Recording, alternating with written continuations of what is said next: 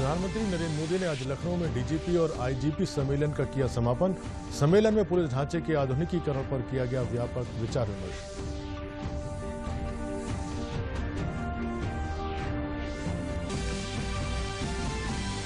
उत्तर प्रदेश लोक सेवा आयोग द्वारा चयनित 310 विशेषज्ञ चिकित्सकों को आज लखनऊ में मुख्यमंत्री योगी आदित्यनाथ ने सौंपे नियुक्ति पत्र। उन्होंने 15 नए कोविड टेस्ट लैब का भी किया लोकार्पण। मुख्यमंत्री योगी आदित्यनाथ ने कोविड टीकाकरण को और तेज किए जाने के लिए ठोस प्रयास करने पर दिया बल। कोविड टीकाकरण से वंचित लोगों की सूची तैयार करने के दिए निर्देश।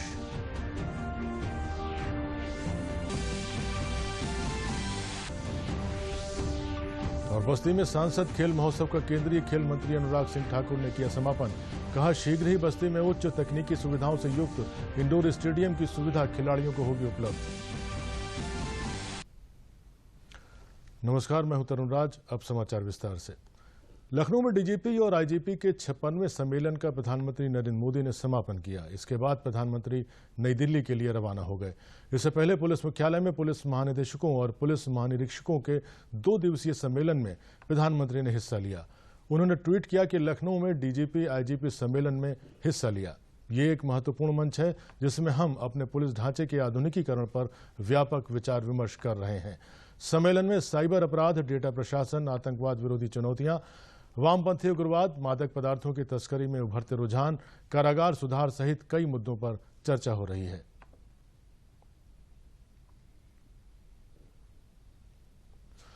मुख्यमंत्री योगी आदित्यनाथ ने आज लखनऊ में प्रधानमंत्री से मुलाकात की। उन्होंने ट्वीट करते हुए लिखा कि हम निकल पड़े हैं प्रण करके, अपना तन मन अर्पण करके। जिद है, एक सूर्य उगाना है, अंबर से ऊंचा जाना है, एक भारत नया बनाना है।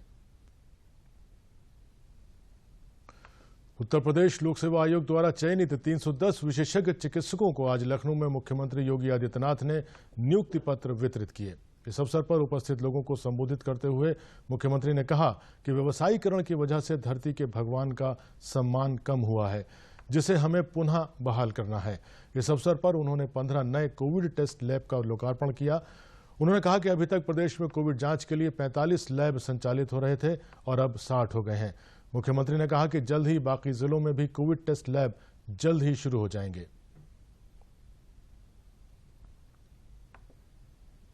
मेरा ये मानना है कि चिकित्सक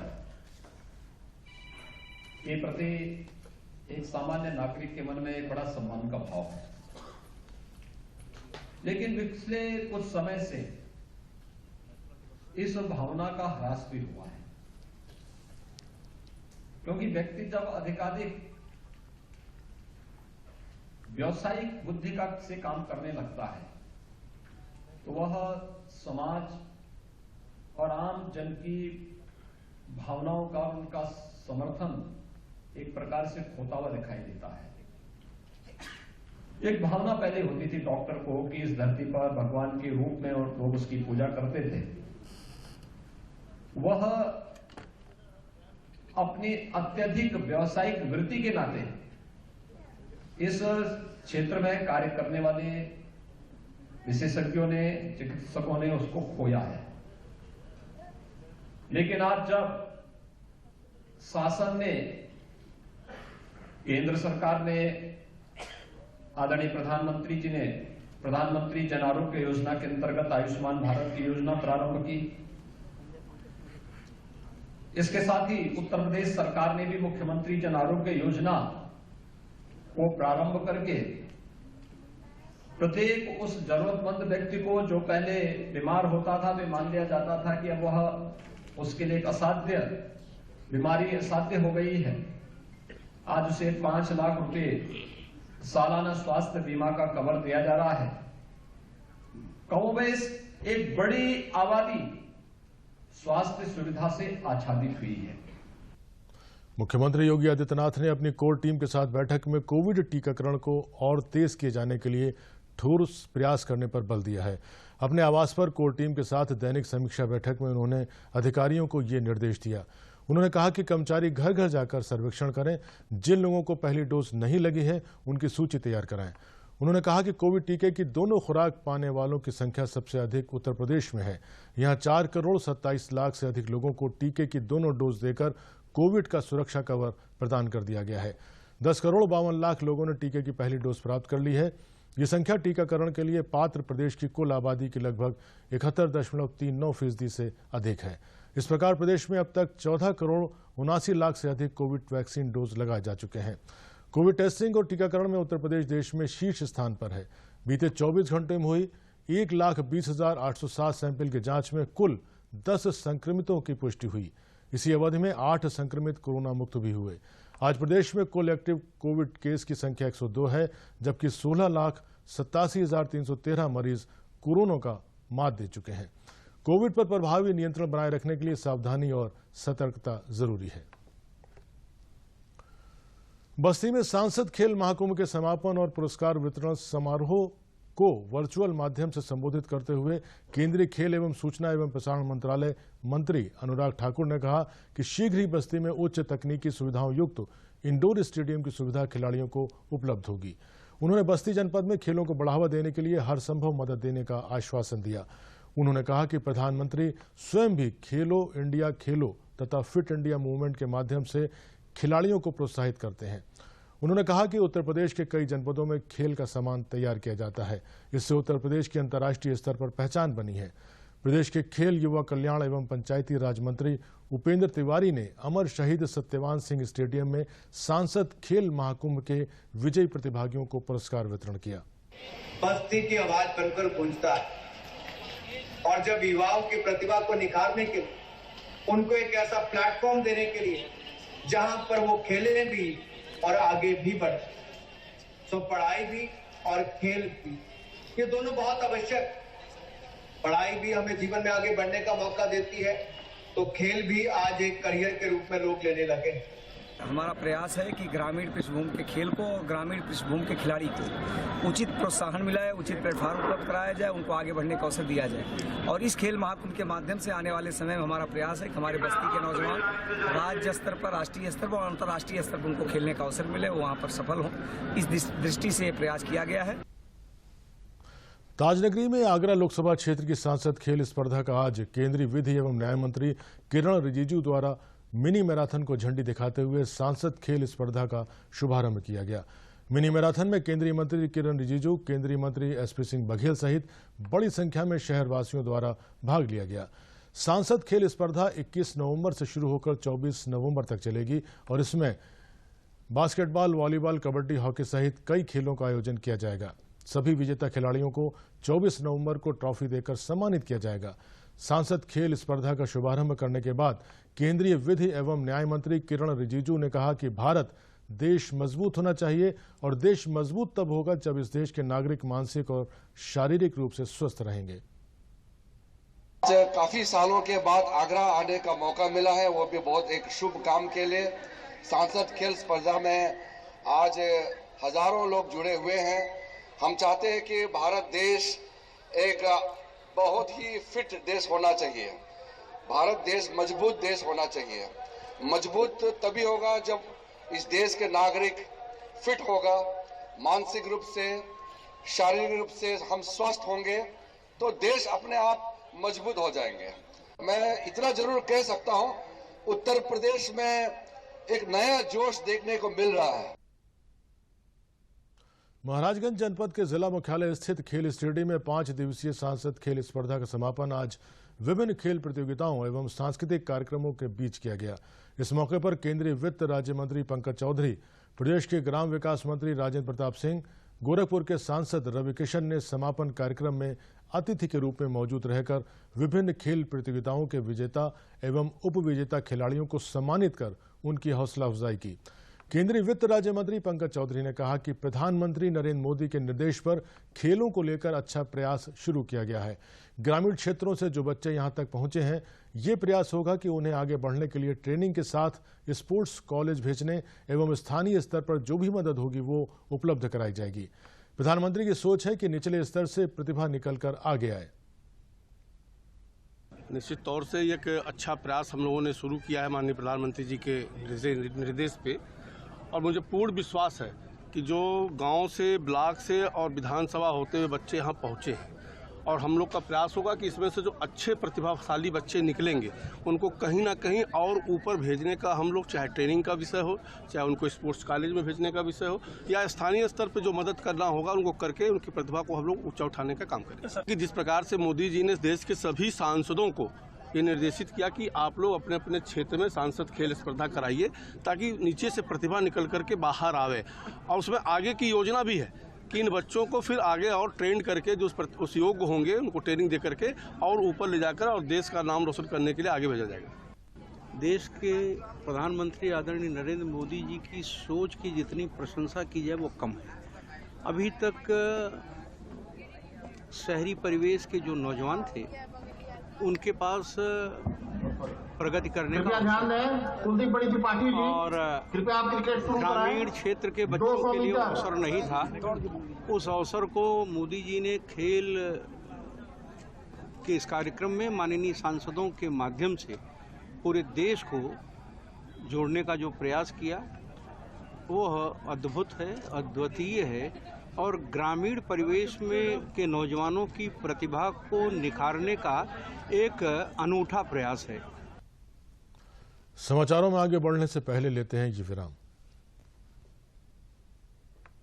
अपने अकाउंट से संबंधित लेन देन के बारे में तुरंत अलर्ट पाने के लिए अपने बैंक के पास अपना मोबाइल नंबर और ईमेल रजिस्टर कर दीजिए। अगर आपको किसी ऐसे लेन देन के बारे में अलर्ट मिलता है जिसे आपने नहीं किया है या फिर अधिकृत नहीं है तो तुरंत अपने बैंक को आप सूचित करें। आरबीआई कहता है, जानकार बनिए, सतर्क रहिए।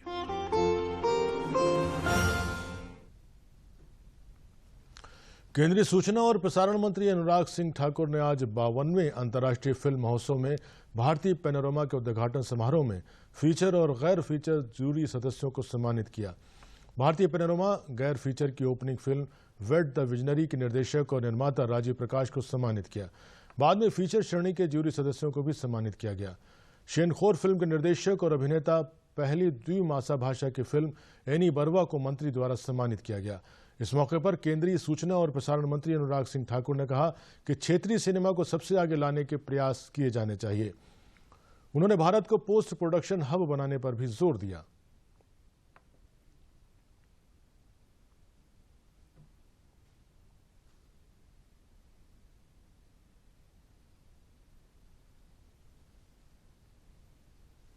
ये बहुत इंपॉर्टेंट है कि जो क्षेत्रीय है उसको राष्ट्रीय और अंतर्राष्ट्रीय कैसे बनाएं। And today that is possible if you are creating the right content, then it is not restricted only to the regional language, it becomes national and international soon. We have the talent amongst us, the technology, the skilled manpower. So we can offer to the world the platform to come and shoot in India, film in India, and also to have the post-production hub in India. केंद्रीय सूचना और प्रसारण मंत्री ने 75 young creative minds of India के jury सदस्यों को भी सम्मानित किया। इसके बाद young creative minds of India के रूप में चुने गए कलाकारों को भी सम्मानित किया। कार्यक्रम को संबोधित करते हुए केंद्रीय सूचना और प्रसारण मंत्री ने कहा कि 75 young creative minds of India जैसी प्रतिभाओं को पहली बार चुना गया है। उनकी जिम्मेदारी है कि देश के लिए मिसाल साबित हों। उन्होंने इस साल इफी में प्रदर्शित होने वाली सर्वश्रेष्ठ फिल्मों के चयन के लिए जूरी सदस्यों को भी धन्यवाद दिया।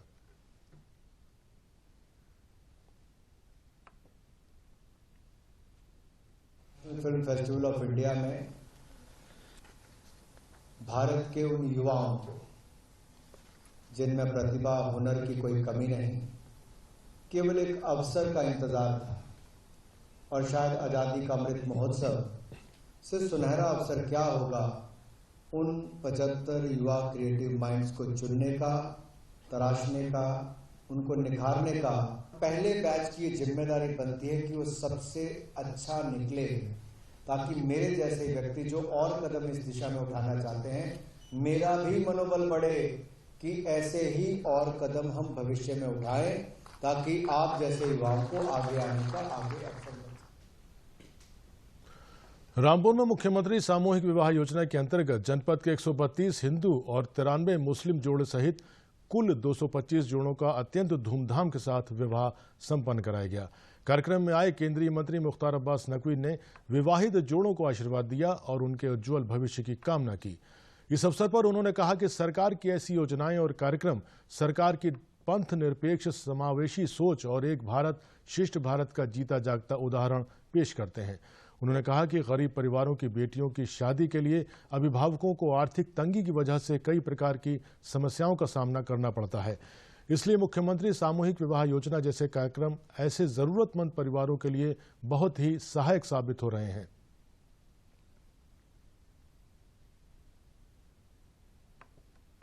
देखिए, ये मेरे देश की संस्कृति और संस्कार है।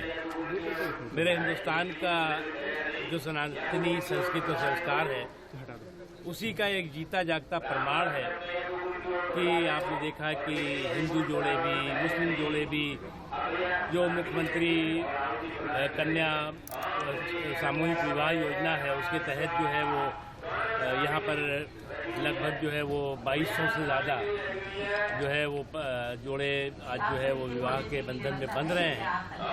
और एक तरह से हम जब कहते हैं कि मेरा देश जो है वो अनेकता में एकता की एक मिसाल है, मेरा देश जो है वो एक भारत श्रेष्ठ भारत का के संकल्प का एक मिसाल है, तो उसका एक उदाहरण ये भी है।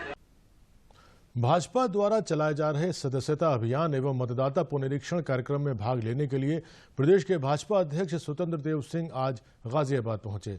उन्होंने गाजियाबाद देहात में स्थित असालत नगर गांव में एक जनसभा को संबोधित किया। इस मौके पर उन्होंने कहा कि भारतीय जनता पार्टी की सदस्यता बहुत ही महत्वपूर्ण है, क्योंकि सदस्य के बाद वो एक कार्यकर्ता बनता है और कार्यकर्ता के बाद नेतृत्व करता है, नेतृत्व के बाद वो तपस्वी बनता है। सदस्यता अभियान का शुभारंभ आदरणीय गृह मंत्री आदरणीय अमित शाह ने शुरू किया था। सभी विधानसभाओं में कैंप के माध्यम से, मोर्चा प्रकोष्ठों के प्रयास और लगन से संपूर्ण पार्टी ने निर्णय लिया है कि प्रत्येक बूथ पर 100 मेंबरशिप करना है, मेंबर बनाना है।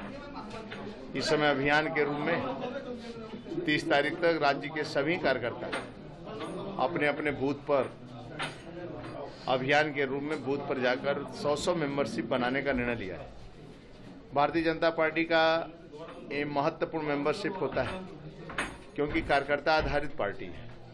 तो सदस्य बनते हैं, फिर कार्यकर्ता बनते हैं, फिर वही कार्यकर्ता एक दिन देश का और प्रदेश का नेतृत्व करता है, जिले का नेतृत्व करता है, मंडल का कार्यकर्ता करता है। वही कार्यकर्ता एक दिन नेता बनता है और तब तपस्या की बदौलत देश और समाज का नेतृत्व करता है और पार्टी का, देश का, राज्य का, समाज का की भी प्रतिष्ठा पूरी दुनिया में ख्याति प्राप्त हो, उसके लिए काम करता है। प्रयागराज के चंद्रशेखर आजाद पार्क में सेना के उत्तर मध्य कमान द्वारा विजय दिवस का आयोजन किया गया। हमारे देश के सेना के जवानों ने 1971 में हुए भारत पाकिस्तान युद्ध में भारतीय सेना द्वारा विजय प्राप्त की थी। इसी कड़ी में इस विजय दिवस और सेना के द्वारा हथियारों की एक प्रदर्शनी लगाई गई। उत्तर मध्य कमान के जीओसी मेजर जनरल जय सिंह बैंसला ने बताया कि 1971 की जंग में हमने पाकिस्तान सेना के हजारों की संख्या में जवानों और उनके तैयार किए गए लाखों आक्रमणकारियों को सरेंडर करने को मजबूर कर दिया था और बांग्लादेश का निर्माण कर वहां के नागरिकों को भी स्वतंत्र होने का मौका दिलाया। उन्होंने कहा कि आज नौजवानों को देश के लिए मर मिटने वाले उन सपूतों को याद करने की कड़ी में इस मेले का आयोजन किया गया है। 1971 में भारत पाकिस्तान का युद्ध हुआ था और ये एक ऐतिहासिक युद्ध है, क्योंकि कुल मात्र 13-14 दिन के समय में हिंदुस्तानी फौज ने पाकिस्तान की फौज को पराजित किया और इस युद्ध के फलस्वरूप बांग्लादेश का जन्म हुआ। इस युद्ध में एक और महत्वपूर्ण बात है कि जिस समय पाकिस्तान की हार हुई, उस समय सेकेंड वर्ल्ड वॉर के बाद एक सबसे बड़ा सरेंडर जो इतिहास में है वो पाकिस्तानी आर्मी ने हिंदुस्तानी फौज को दिया। 1971 वॉर के इस विजय को विजय दिवस की तरह से हमारा पूरा देश मनाता है। इस वर्ष इसके स्वर्णिम विजय वर्ष की तरह मनाया जा रहा है। समाचारों में आगे बढ़ने से पहले लेते हैं ये विराम। डिजिटल बैंकिंग का है जमाना, टाइम है बचाना। डिजिटल बैंकिंग है आसान, करो चाहे कोई भुगतान, एनी टाइम एनीवेयर, सेफ है, फास्ट है, हर पेमेंट उंगलियों पे सेट है। लेन देन के हैं ऑप्शंस कई, IMPS, NEFT, UPI भी। 24 घंटे करते ये काम, पेमेंट आसान और रहे आराम। RBI कहता है जानकार बनिए, सतर्क रहिए। सिखों के प्रथम गुरु नानक देव जी के 552वें जन्म दिवस के उपलक्ष्य में आज सुल्तानपुर नगर में शोभा यात्रा निकाली गई। शोभा यात्रा का सभी समुदाय के लोगों ने शोभा यात्रा का स्वागत किया। इस अवसर पर श्री गुरु सिंह सभा के प्रबंधक सुदीप पाल सिंह ने बताया कि इस वर्ष का प्रकाश पर्व इसलिए भी मायने रखता है कि देश के प्रधानमंत्री नरेंद्र मोदी ने इसी दिन 2 बड़े ऐतिहासिक निर्णय लिए। प्रधानमंत्री ने 3 कृषि कानूनों के वापसी की घोषणा कर किसानों को बहुत बड़ी राहत दी है। इसी तरह करतारपुर कॉरिडोर खोले जाने से सिख समुदाय ने पीएम के प्रति आभार व्यक्त किया है।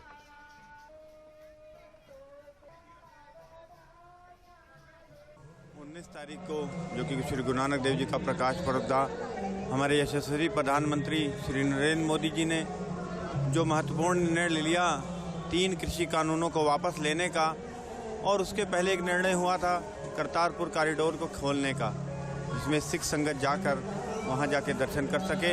ये दोनों निर्णय लेने से हमारे सिख संगत में पूरे देश में हर्ष व्याप्त है और हमारे प्रकाश उत्सव की खुशियां वो दुगनी हो गई।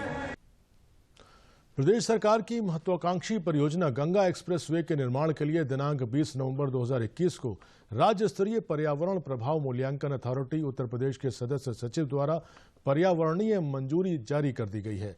पर्यावरण एवं वन मंत्रालय भारत सरकार की अधिसूचना 2006 के अंतर्गत शेड्यूल में आच्छादित प्रोजेक्ट्स के निर्माण से पूर्व पर्यावरणीय मंजूरी प्राप्त करना आवश्यक होता है।